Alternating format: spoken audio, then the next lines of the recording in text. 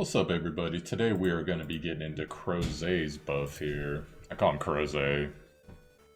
Figure why not. So Crozet, I'm actually in a unique position to know about this character because he was actually my first tank that I used to beat Wyvern 11. So there is some utility there for him. And let's get into his buffs right now. So the buffs he's getting, his 2 is a passive here. It says, well, basically increases defense and a barrier to an ally every 2 turns whenever they fall below 50% health. That is going to turn into every turn, so there's going to be increased utility there. So if he or an ally goes below 50%, boom, they got a barrier that's proportional to his Crozet's max health, or excuse me, the target's max health.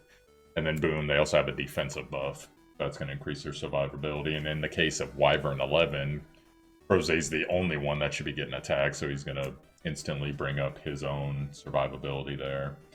And also his ulti is getting a buff to where it'll do everything it's doing right now, decrease combat readiness, AoE, as well as deal damage proportional to caster's defense, but it is also going to have a 75% chance to taunt, so that's going to increase his taunting power because his 1 decreases attack. So overall, he's just getting things to help make him tankier. Now, as far as artifacts you're going to run on this guy, to me there's 2 choices, but you can kind of do what you want. I personally run Noble Oath. His health decreases, defense and effect resistance increases by up to 50%. Most of his stuff scales on defense. His 1 and his 3. So lower his health's going, gets a little bit more effect resistant defense. Excuse me. But then also you can also run Sword of Ezera, decrease damage dealt by elite or boss monsters. Now, the role for knights in this game is kind of in a weird phase because so many people use Soul Weavers as their tanks, because taunt in general, it's nice, but you can get around it in many cases.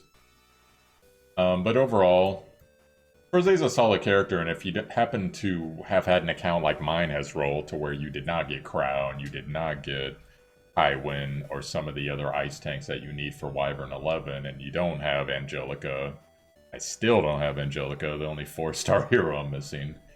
And I just worked on Momo and stuff. You can get this guy up, and if you can get him significant enough gear, just get him, in my opinion, defense.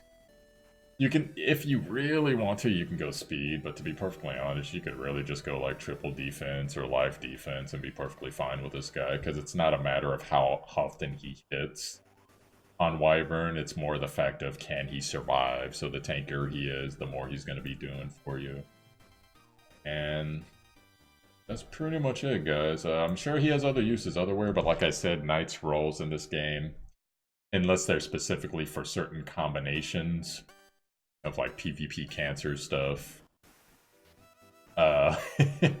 there's not really too much you're going to do with this character outside of Wyvern, in my opinion. Now, if you guys have a different opinion, maybe it'll be an ML Crozet someday we can use, or a Crozet Awakening. That'd be great, but otherwise right now, he's solid, he's getting some buffs, but he's still going to be kind of pigeonholed in his role. Don't really see any use for him in PvP. You know, possibly on a Guild War team, but highly doubt it. So, maybe as a staller once he gets his taunt, we'll see. But anyways, guys, that's pretty much... Oh, as far as upgrades go, let's go ahead and upgrade the 2 for the most part. Because the 1's nice, you could upgrade the 1 to like the 3 to get the increased decreased attack for debuff and Wyvern. But you really want that barrier strength as high as you can possibly get it. So, alright guys, that's going to be it for me.